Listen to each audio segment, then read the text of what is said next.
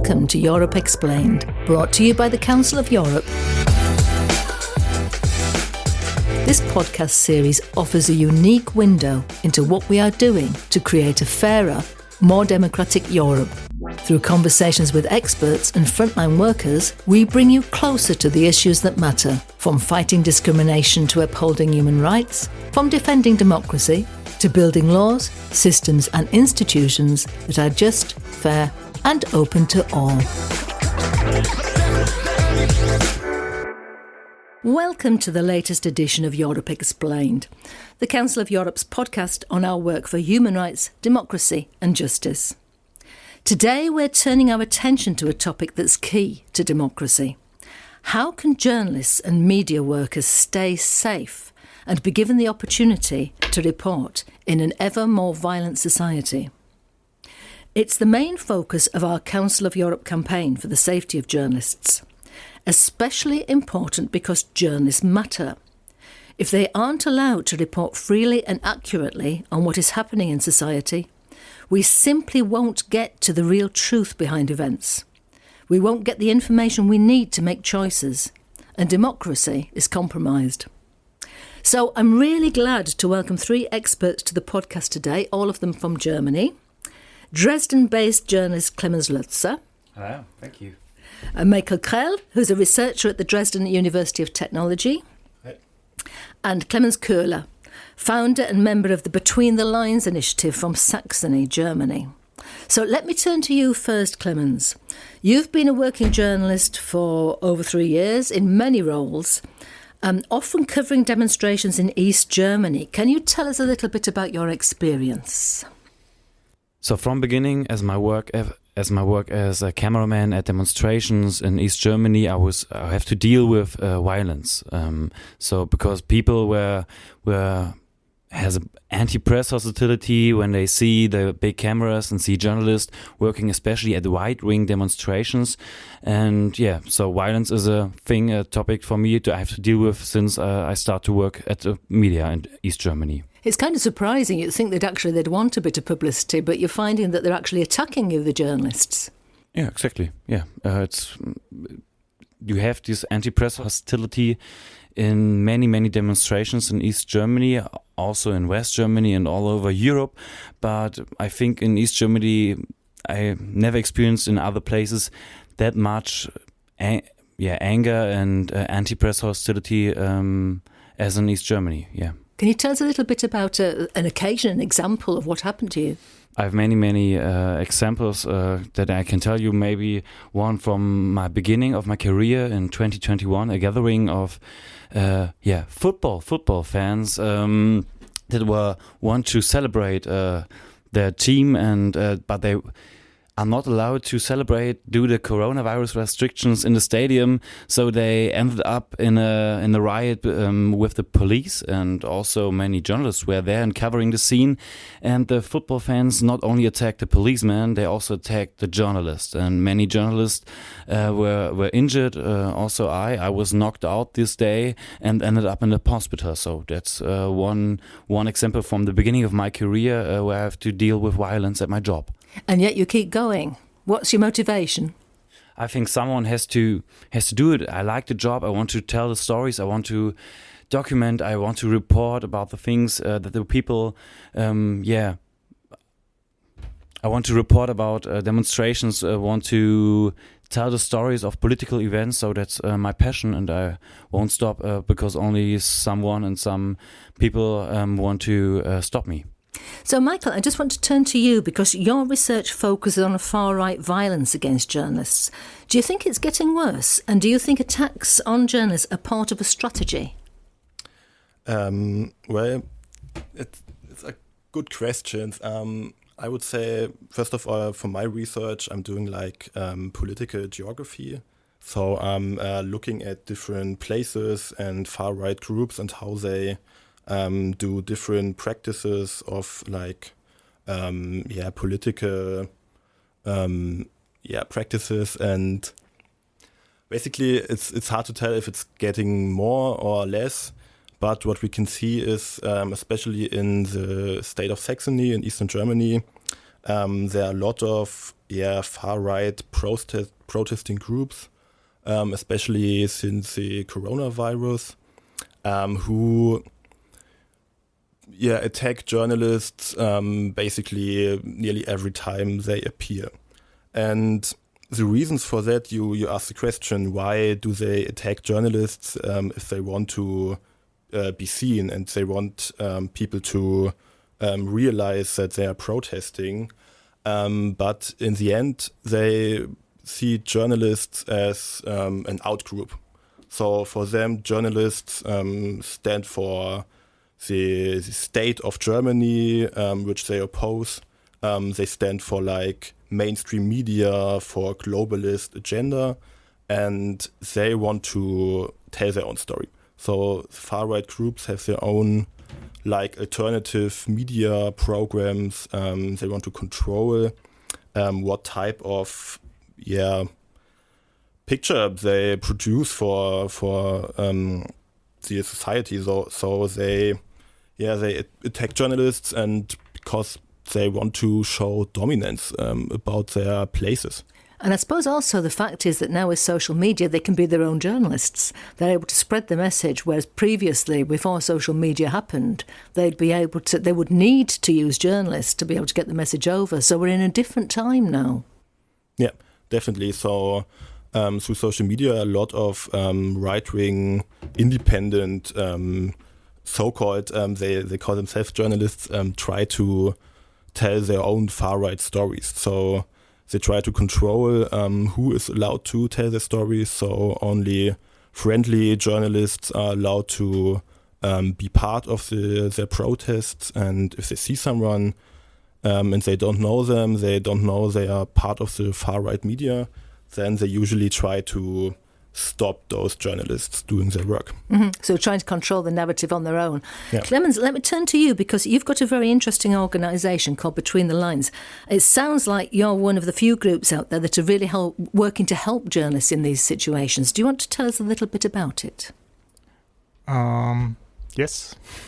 Between the Lines is an organisation that trains volunteers to go out with the journalists, accompany the journalists to difficult or dangerous assemblies, mainly.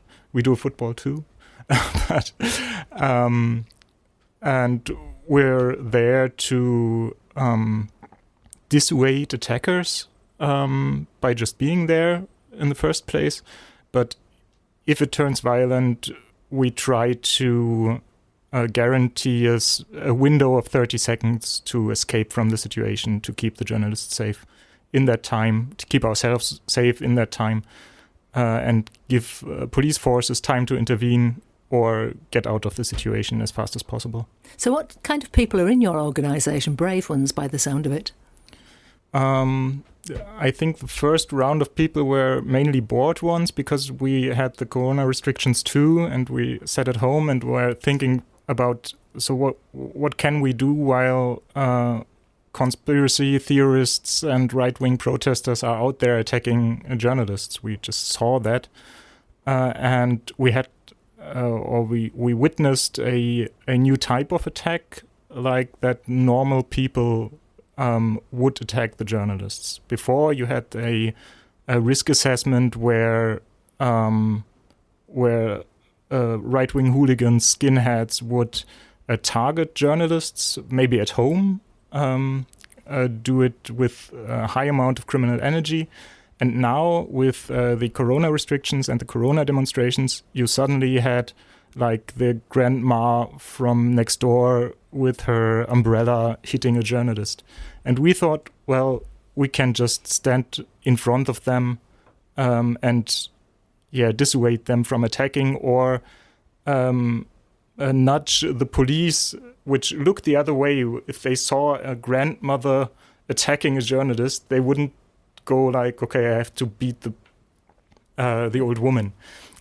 So they would just look the other way, and our idea was, okay, if we stand in between or in that situation, we nudge the police to act. And the people we wanted were people who just saw these situations develop, so with a good situational awareness and not much else. How do the police respond to what you do?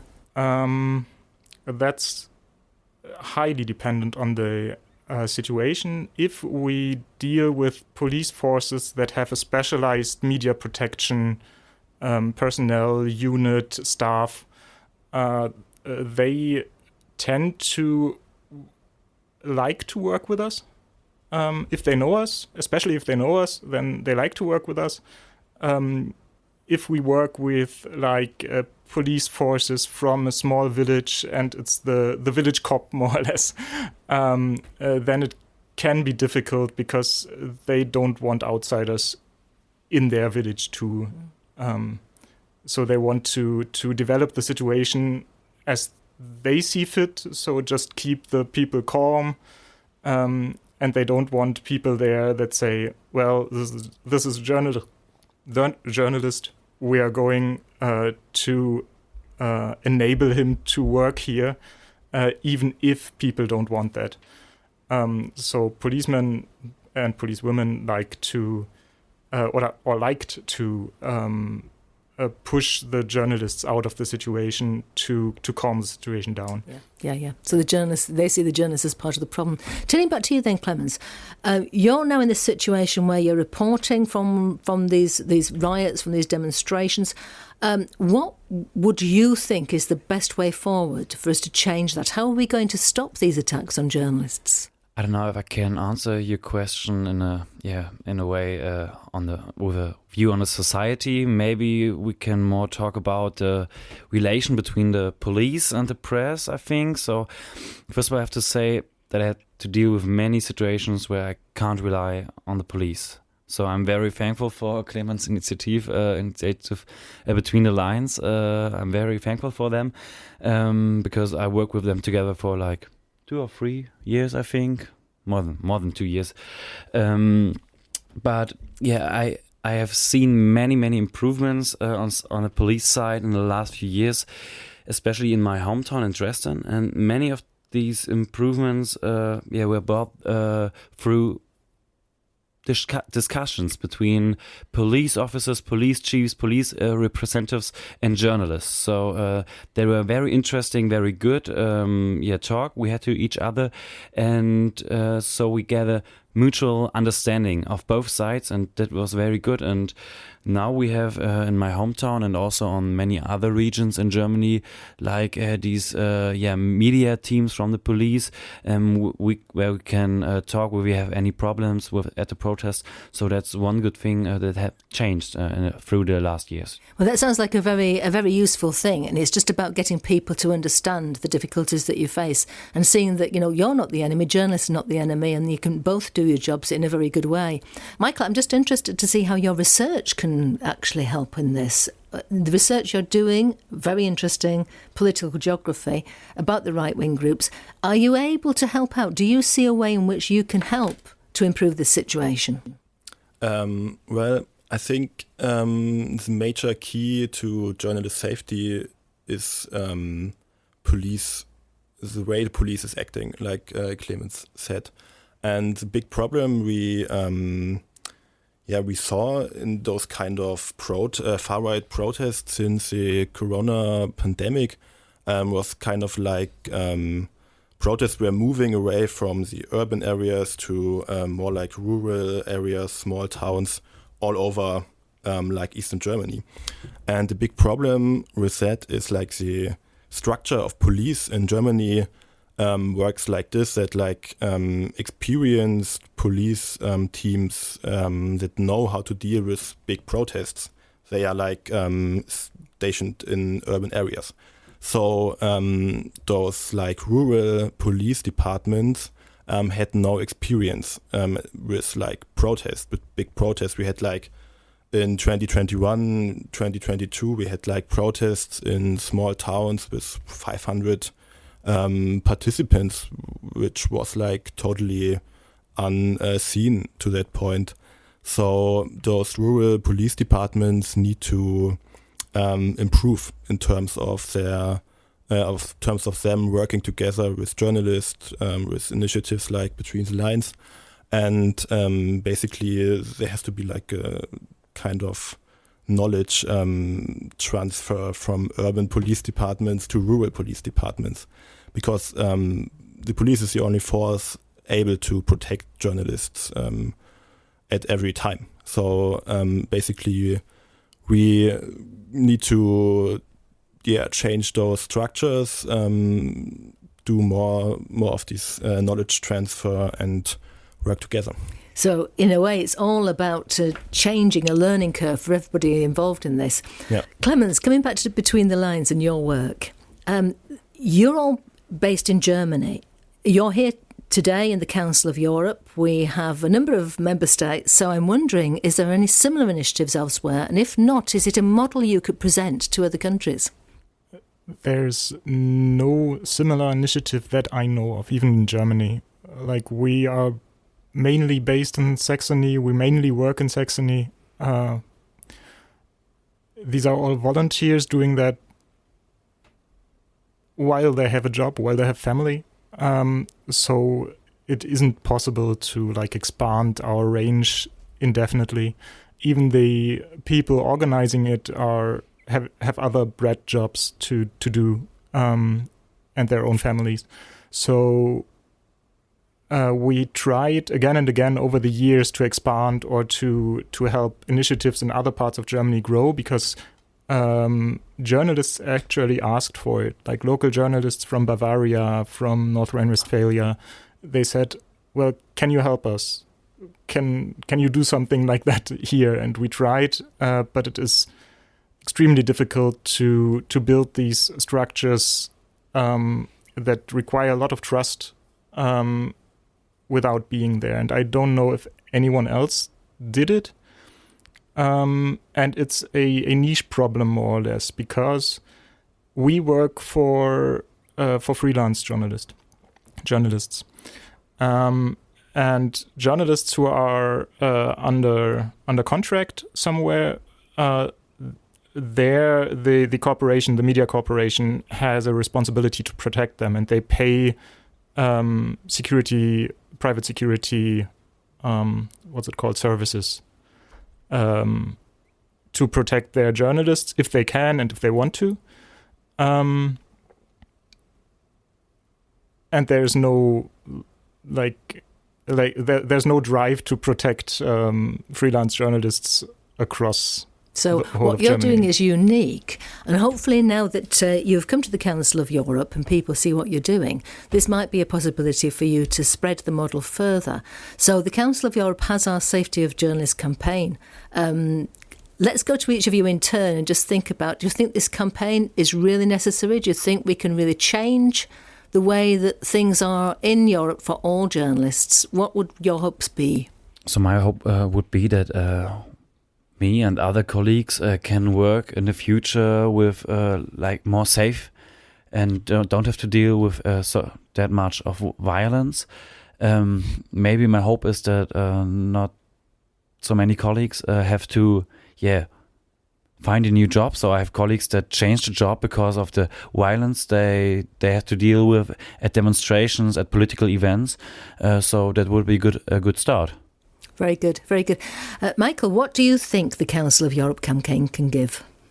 I think the Council of Europe's campaign can raise awareness across or kind of state administrations, because I think the problem of journalist safety isn't very well known in many parts of different state departments, like in Germany, where I can say something about. It's like a lot of politicians aren't really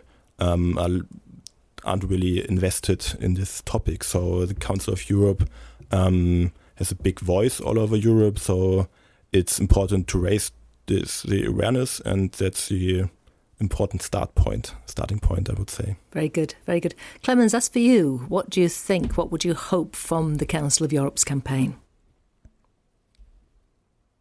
I'm thinking about your introduction and things I've seen. Journalists and local journalists at small protests all over the country and the countries of Europe are necessary to inform the public what happens in the public space. And what we experience is that the violence actually pushes journalists out of these areas, and societies don't know anymore what happens and how violent they have become, or how violent the public space has become, because nobody goes there and tells them. We have different journalists who told us again and again, we couldn't work if it weren't for you. Like, we couldn't go there if it weren't for you. We have journalists from Saxony, from Brandenburg, who write that down and send it to us. And it's it's nice to know. It feels good. But on the other hand, it paints the problem, or it shows the problem, and we really need responsible people to realize that we have this problem, that there are violent people across the country, in Germany or in Eastern Germany, and they pushed the reporting out of their space, and nobody knows about them anymore. I think that's really a problem. I see it every time we go there, and suddenly there's like violence, and we're like, yeah, we know. Like, every time we go somewhere, we experience this. But if we don't go there, nobody talks about it. So it's about raising awareness, it's about changing attitudes, it's about new research to help us find out new ways. So thank you all. Thank you very much for being here. And thank you for your insight into this fascinating work that you're doing, and to your commitment for helping journalists everywhere. I think it's a very important thing. If you enjoyed this discussion and wish to explore more topics, be sure to check out our other episodes of Europe Explained. You can learn more about the Council of Europe and its initiatives at our website, www.coe.int. And don't forget to follow us on social media for the latest updates and insights. You can find us on X, LinkedIn, Facebook and Instagram.